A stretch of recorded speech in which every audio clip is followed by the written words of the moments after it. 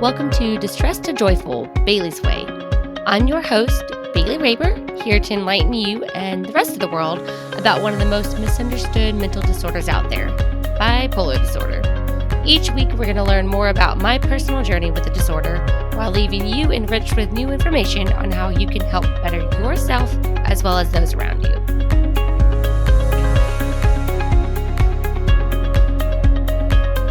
Hello, friends. So I am super excited for this announcement that I'm going to bust out right now. My 60 Days Stronger Challenge is coming back. I know some of y'all are just so freaking excited to hear this, and I am so freaking excited to share it with you. Woo!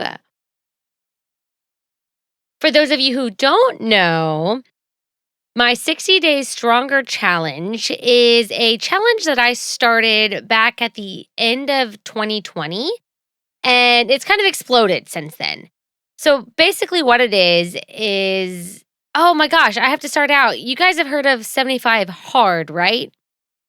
If you haven't, 75 Hard is a ridiculously tough challenge where you have 5 components of things that you have to do every single day for 75 days.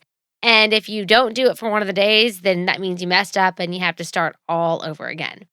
And the things are, it's like working out twice a day, staying on a specific diet, drinking enough water, and 2 other things.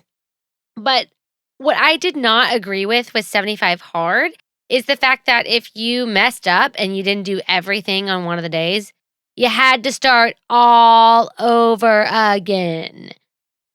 And that's just not realistic, guys. That is not. The whole point of life is progress.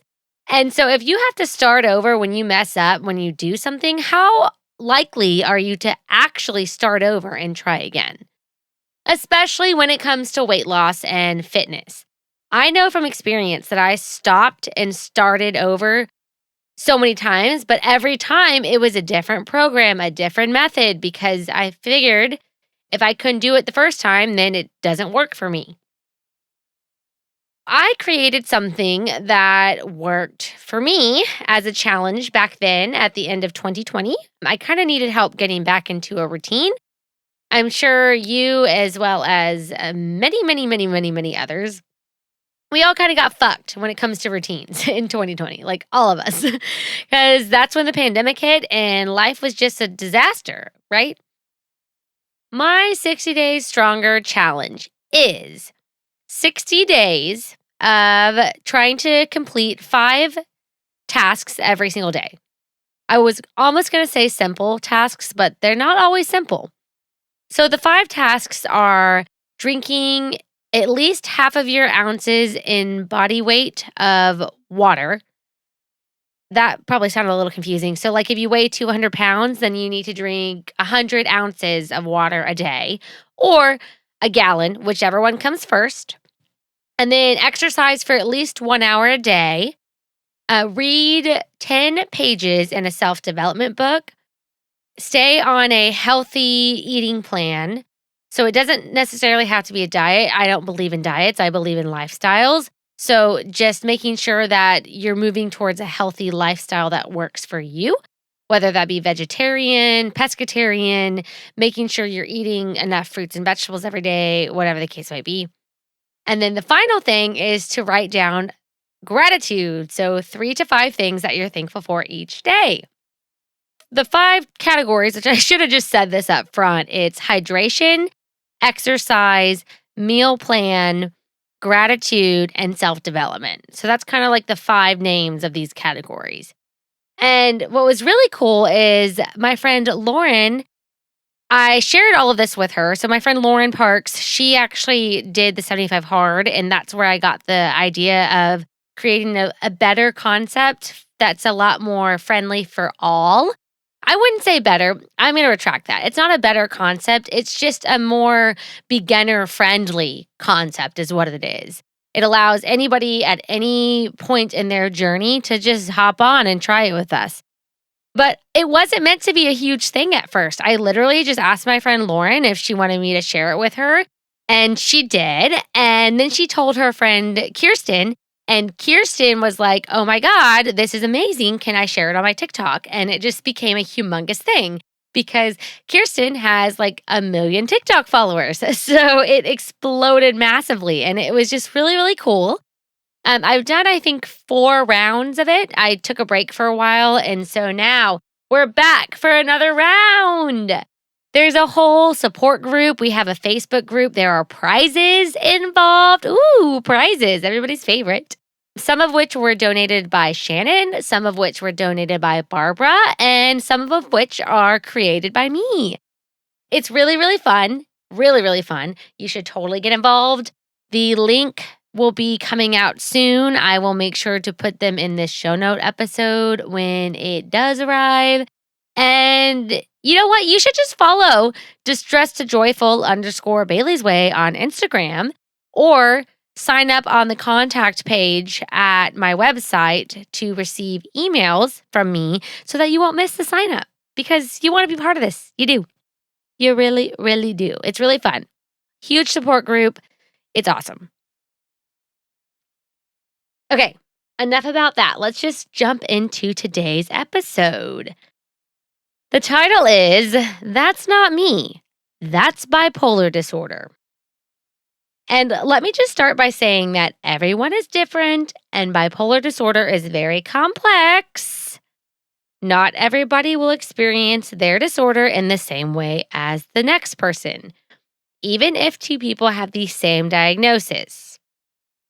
Although there are definitely a lot of similarities that are experienced across the spectrum of bipolar disorder diagnoses, if you are someone tuning in who is not diagnosed currently with any type of bipolar disorder, but is instead trying to better understand somebody who is, please keep in mind that the following information may or may not be the same for your person, but it is always, always, always, always best to try to talk to your person personally and just learn more about where they are coming from specifically.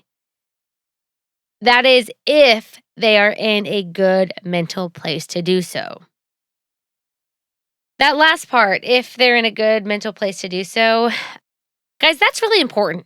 Sometimes my partner Monish will come at me with questions or whatever. And it's not a good time because I'm not in a good place mentally. And then it causes issues. Like maybe it triggers me or it causes me to erupt or whatever. And one of the things that we do is like if he has a hard topic that he wants to talk to me about, so like this upcoming topic that we're about to discuss would be one of those guys, definitely. But he'll look at me and he'll be like, "Hey, are you in a good place for us to talk about XYZ?" And then I can respond and say, "Yeah, we can discuss that now." Or, "No, babe, I really can't handle that today. Let's talk about it another day." Boom.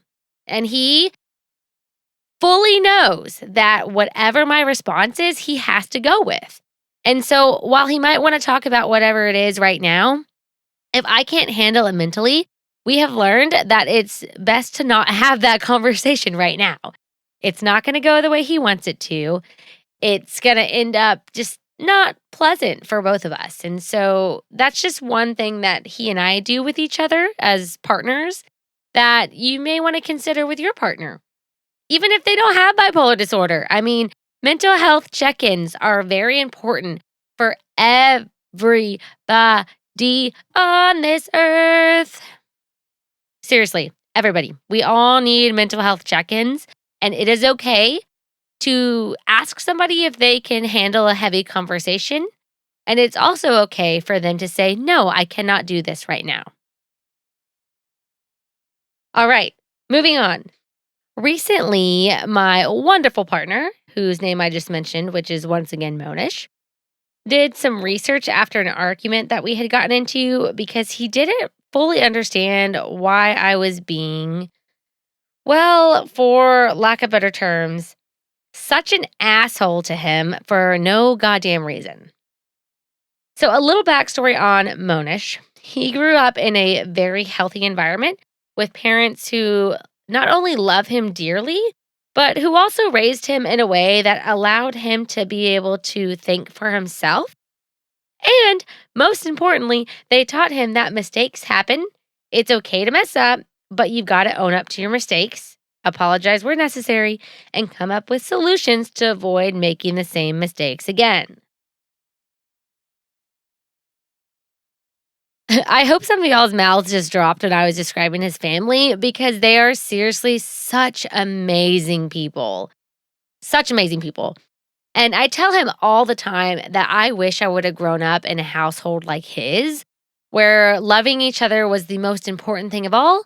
And you talked about hard shit in a safe space. But when I say things like this, when I say I wish I grew up in a family like yours, he always reminds me that growing up in my dysfunctional family is what created the strong, badass woman that I am today. It wasn't necessarily the worst thing to have happened. So that's a good perspective shift for any of you who need to learn to accept where you came from and use it for your advantage, okay? We can't choose where we came from, but we can choose how to move forward from it. Just keep that in mind. For those of you who grew up in dysfunction like me, but are doing your best to overcome it, heal, and find your inner peace, you are strong, you are courageous, and you are doing an amazing job. Keep up the great work and try to find your silver lining, like I just said. It's there if you search hard enough, I promise. It is there. It is. Okay, let's go back to Modus's research to better understand me. Because he's used to talking calmly when arguments arise. I'm not purposely trying to chuckle at that, but like, man, guys, I grew up in a household where when arguments arose, there was yelling, there was slamming of doors, there was throwing shit, there was temper tantrums by all of us, all of us. And so that is just kind of how I've learned to handle anger over my life. And part of bipolar disorder is when it's that we feel, it's not when it's that we feel emotions at a much stronger rate than most people. Like we just feel things harder and fuller and more powerfully than the everyday human. And so when things like anger come along, anger can easily turn into rage and rage can easily explode. And it's not fun and it's not pretty. And so thankfully, I don't act out incredibly terribly like I used to. But still, I do sometimes get agitated. Agitated. That's a new word. Look it up. Agitated. No, I do still sometimes get agitated and I start being aggressive or acting out in other little ways. And it's difficult for Monish when that happens. I mean, like I said, he didn't come from a household that allowed that kind of behavior. And so it's really confusing and hurtful to him because he knows that deep down I'm such a loving individual and that I love him with all my heart. Now, I do want to clarify that it is not acceptable for me to act out in any kind of aggressive manner, but also that it's not always my fault. He knows that I would never do anything to hurt him. And like I said, he knows that I love him with all of my heart. Why do I act like such an asshole towards him sometimes? Like, that's a question I know he's asked himself plenty of times. He's also asked me that. He's asked me why I'm being such an asshole. Sometimes he's nice and he doesn't use the word asshole, but like really, he should just always use the word asshole because sometimes I'm an asshole. Have I said that enough? Have I said the word asshole enough? Asshole, asshole, asshole. Okay, I think that's enough now. After our most recent argument that was just not a great one where it was not good. Monish went on to the World Wide Web and he found an amazing article written by Julie A. Fast on bphope.com called Why is My Loved One with Bipolar Disorder Suddenly Being Difficult and Unkind? And don't worry, the link to this article is totally in the show notes, and you definitely want to read it. Full disclosure, I totally cried after reading this article because I finally have found the words to express what the hell I deal with on a regular basis that most people just don't understand. In my opinion, one of the hardest parts about having bipolar disorder is that no one understands me. And I have gone through things that regular people just don't get. They just don't get it. And it's caused me to burn bridges and to feel alone and a million other shitty things. Finally, finding words to explain why I sometimes act like an asshole when I don't mean to or when I don't want to is seriously such a fucking relief. Guys, you have no idea. I mean, actually, if you have bipolar disorder, then read this article so you can have an idea of what I mean by this is such a fucking relief. Knowing that someone was able to depict in words what the fuck I've been going through, and I haven't been able to do that. I'm tearing up right now, guys. It's really awesome. It's awesome to finally have the words put together to explain how I feel. So, in this article, Julie writes, many people believe that bipolar disorder comes with only sad depression or euphoric mania. In reality, this is just 50% of bipolar disorder. The other side of bipolar disorder includes symptoms of irritation, anger, restlessness, and a mean and nasty mood. This mood swing can be from either agitated depression or an episode with mixed features, which I call dysphoric mania, which she calls that. I was quoting her the whole time. That was Julie. Those were Julie's words. They were nice. They were really nice. I really like them. I can't take them as my own, but I would if I could. Mean and nasty mood. She said, mean and nasty mood. Let's talk about that part right there because that mean and nasty mood is what causes me to be an asshole. And she's actually got a list of 10 typical symptoms. Symptoms. Guys, I hope you guys all laugh at my mistakes of talking like I do. I laugh at myself, so I hope you're laughing at my terrible use of pronunciation in this show sometimes. Anyways, Julie has a list of 10 typical symptoms of the mean and nasty episodes that come along with bipolar disorder. And I'm just going to read them to you real quick because that's just what I'm going to do. Yeah. The first one is physical restlessness. Number 2, anger at specific people whom you believe have done you wrong. Number 3, anger at businesses or governments who are not doing what you believe they should do. Number 4, physical anger. Your arms and legs want to punch and kick whatever is around you. Number 5, talking more forcefully and sometimes more loudly than normal. I have to pause. Holy shit. Number 5 is spot on for me. All of these are definitely relatable 100%, which I'll talk about in just a second. But number 5 is the big kicker, talking more forcefully and sometimes more loudly than normal. And guys, that is often because I am pissed off at the situation at hand, not usually the person. But unfortunately, the person gets all of this anger and frustration directed at them because I'm talking to them forcefully and more loudly as I'm pissed off about the situation. I really hope that that was, understandable, that you could understand what I meant by that. It's a lot easier for me to I don't even know that it's easier for me to explain in person because I'd be saying the same shit that I just said right now.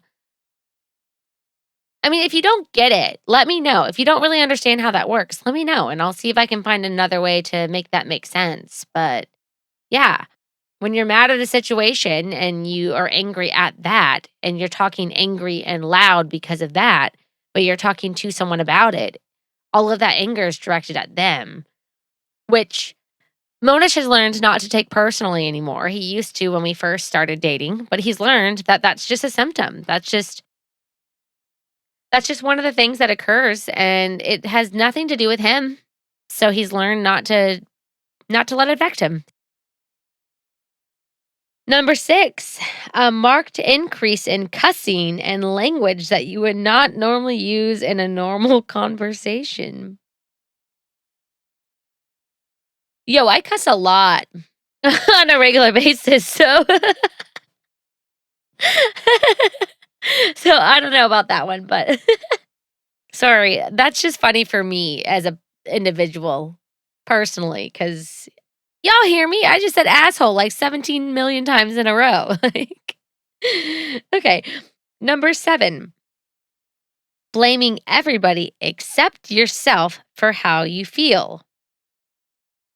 With that one, it says in parentheses, there's a real lack of insight in this mood swing. And yeah, I can agree with that. Number 8, unable to see the positive. And when others point it out, these people seem stupid and unaware, and you let them know it. You let them know it. Number 9, extremely opinionated and aggressive with your opinions. Number 10, fully entrenched in confirmation bias. You will look for articles and information that match your unhappiness and prove your opinions. Wow, yeah, I have definitely experienced all of these. Number 1 through 10. I don't know about the cussing one.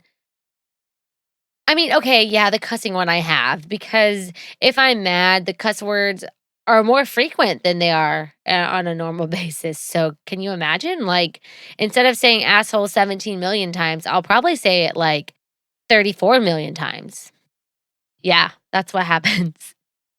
But seriously, guys, on a serious note, I definitely have experienced all of these on many occasions throughout my lifetime.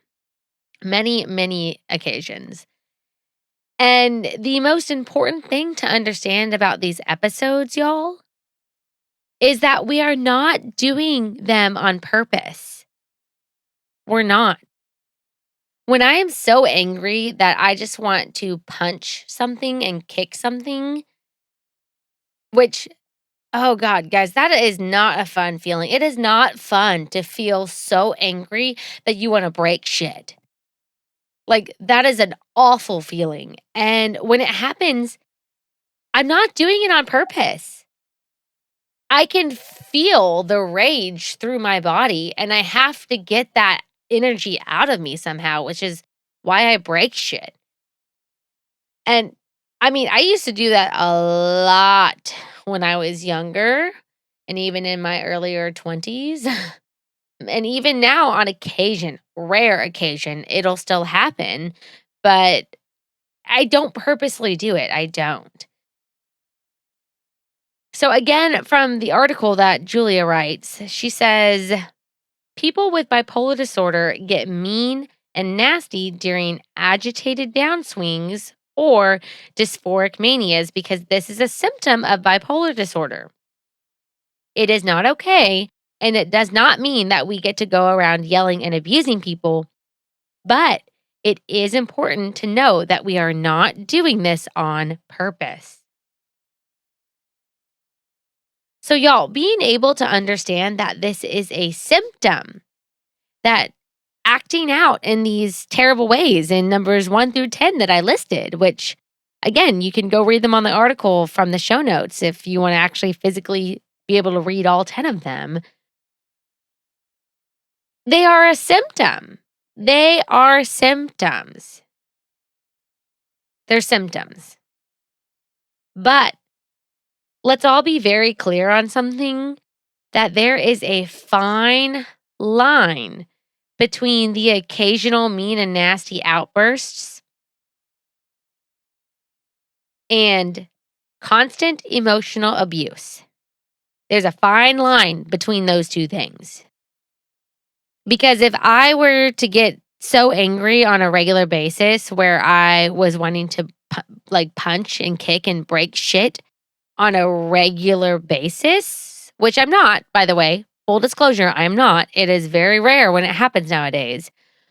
But if this was happening once a week, twice a week, once a day, what the hell ever, and I was acting out towards somebody every time these things occurred, that is not okay. That is abuse.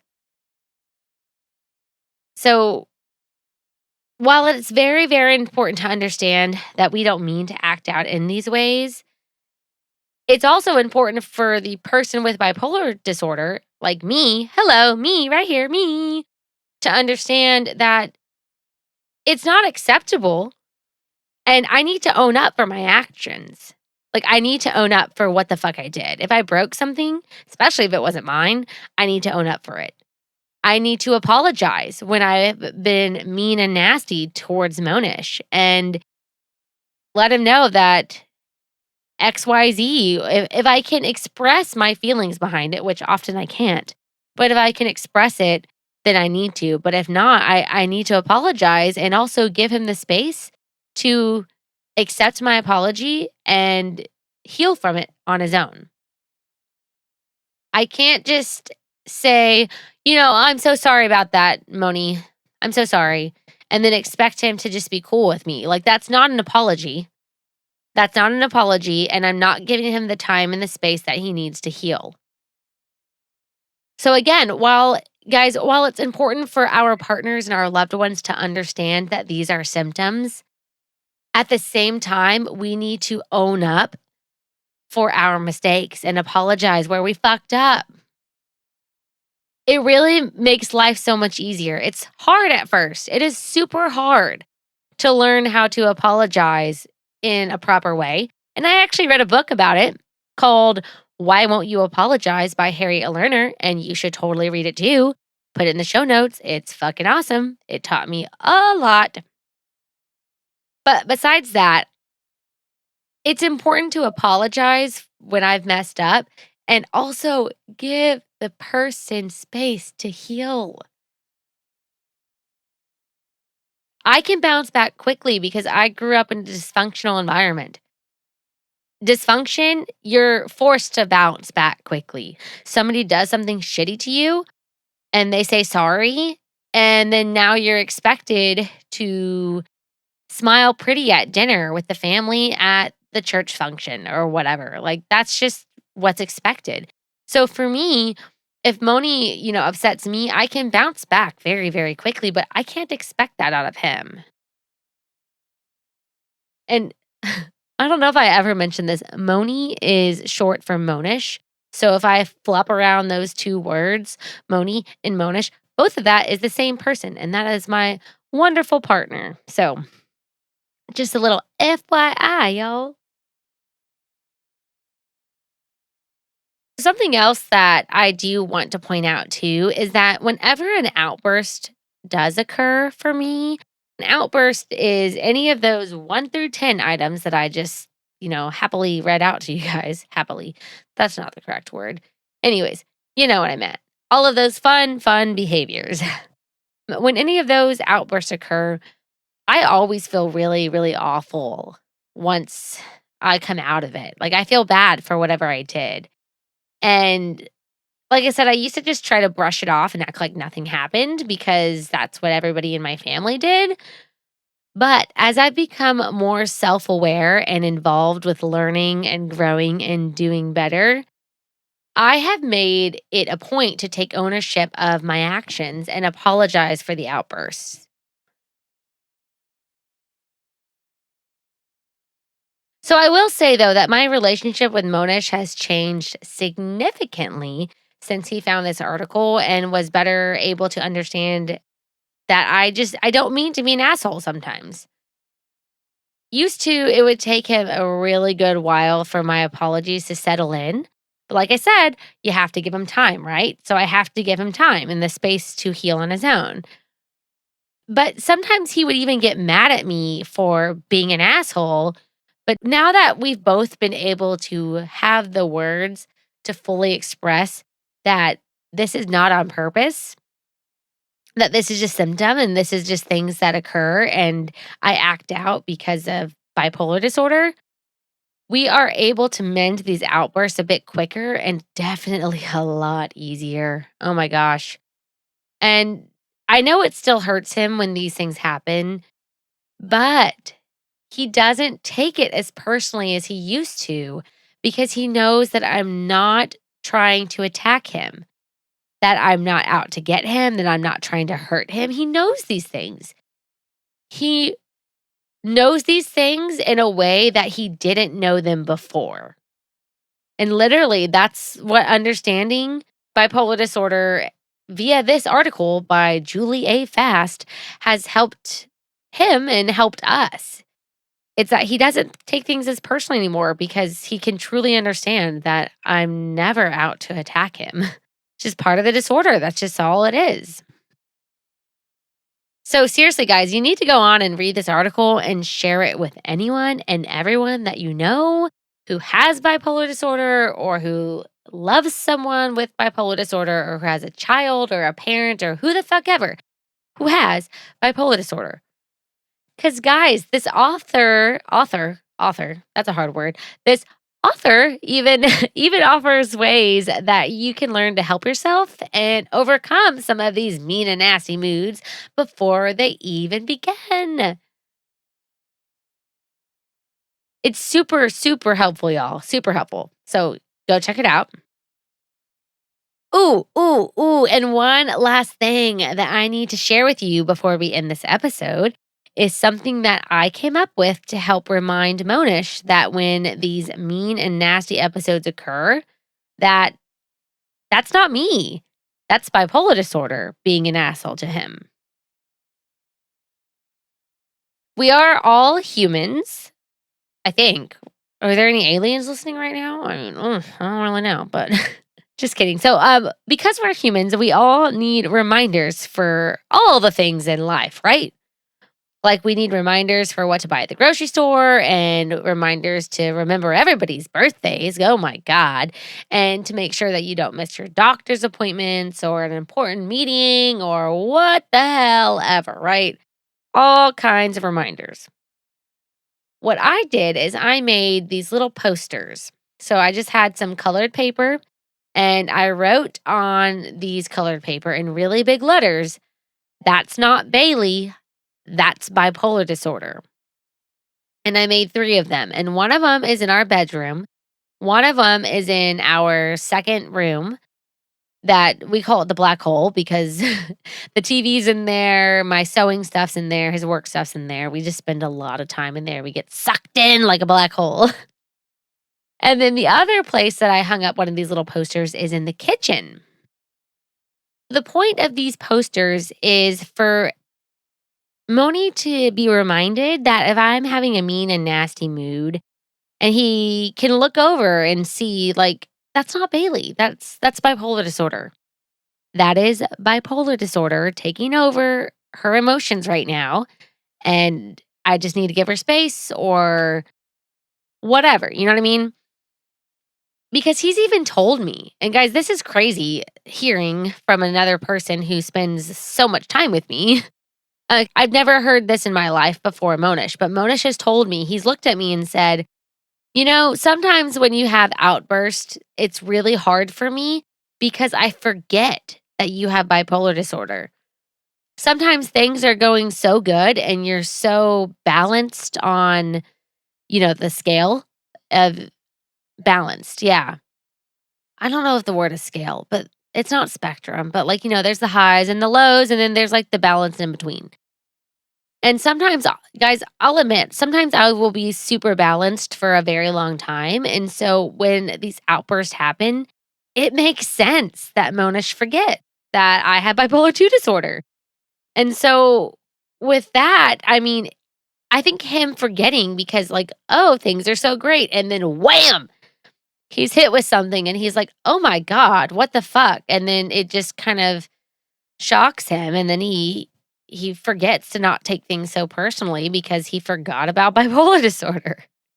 It's crazy to think that I've been so good on managing it that I can go a long time with him completely forgetting about this.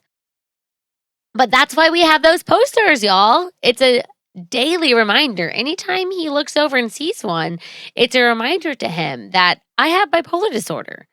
So if something were to happen and I were to act out, it's a reminder for him to slow down and remember that's not me. That is bipolar disorder taking over my emotions right now. And just not to fuel the flame. That's the best thing, guys. The best thing is don't fuel the flame. Oh my God, don't fuel the flame. If you or your loved one has bipolar disorder, you should do that too. You should make little posters and hang them up around the house that say, that is not insert name here. That is bipolar disorder. That's not me. That's bipolar disorder. Whatever you need, guys. I'm actually going to post pictures on my Facebook, on the Instagram, distress to joyful underscore Bailey's way, and go check it out so you can see for yourself, like literal pictures of these posters that I hand wrote that are hanging up in my house. I am not ashamed. When people come over, if they see them, great. No one's ever asked any questions because everybody I know pretty much knows that I have bipolar disorder. I mean, if that's something you're worried about, I totally understand. And you can keep them in private places like your bedroom, your bathroom, your closet, whatever. But seriously, guys, the more people who know, the better because they can better understand you and you can help give them the tools to better understand you. I highly recommend that, especially if it's a partnership and there's two of you guys living in a house together or a space together or whatever, like just do it. Just put up these damn posters and make your lives easier. It helps. It really, really does help. I promise.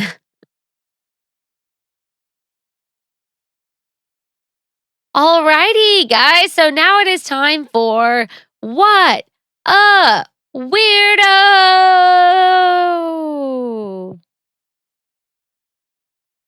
And guys, just so we all are on the same page, this segment is here as a way for us to normalize weird habits that we all have, but don't necessarily talk about, and to create some wholesome laughter at the end of each episode, as sometimes we discuss some dark, difficult topics, which I'm sure you're probably already aware of right now. If you've been tuning into the show regularly, you've likely heard all of my weirdo habits. So now it's time to send in yours. Woo! And today we have one submitted by Instagrammer R. Hank Jr. And to clarify, he did not ask for anonymity, and you will see why. R. Hank Jr. wrote in and he said, while driving to an unfamiliar location, if I get lost, I immediately turn down the radio to help me see better. Oh my God, you cannot see the massive smile on my face right now, but I have definitely done that before, and I'm sure most of you had. Most of you have. Have had, whatever, you've definitely done it. Oh man, especially when you're with a group of friends. Have you ever told your friends to shut up so you could see better? Like, hey, everybody, keep quiet. I'm trying to see on the road better because I can't find where we're going. I've done that. I've turned on the radio and shushed people before because I'm an Enneagram 8 and that's what we do. Oh man. Anyways, that was a good one, friend. That was a good one. Thank you for sending it in. I'm so happy. I appreciate that so much. On that note, what weirdo habits do you have? Yes, you listening right now. You. Send in your submissions by sending me a DM on Instagram at distress to joyful underscore Bailey's way, or you can submit one via the contact page on my website at whatisheybales.com/contact. That is what is HEYBAILS doing.com/contact. And please note that you are more than welcome to request anonymity, and I will 100% respect your request. I super will.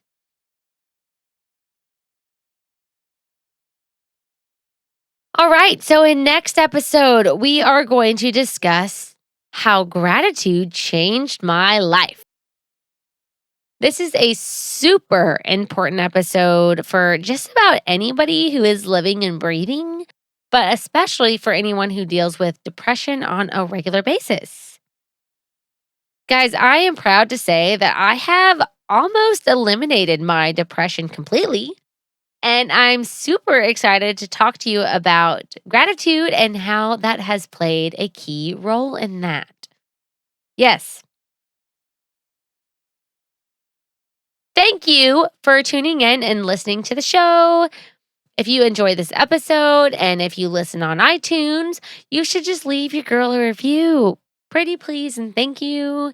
And also, don't forget to hit that little subscribe button to ensure that you get the newest episode releases when they drop. But until next time, take it easy, stay grateful, and be joyful. Bye.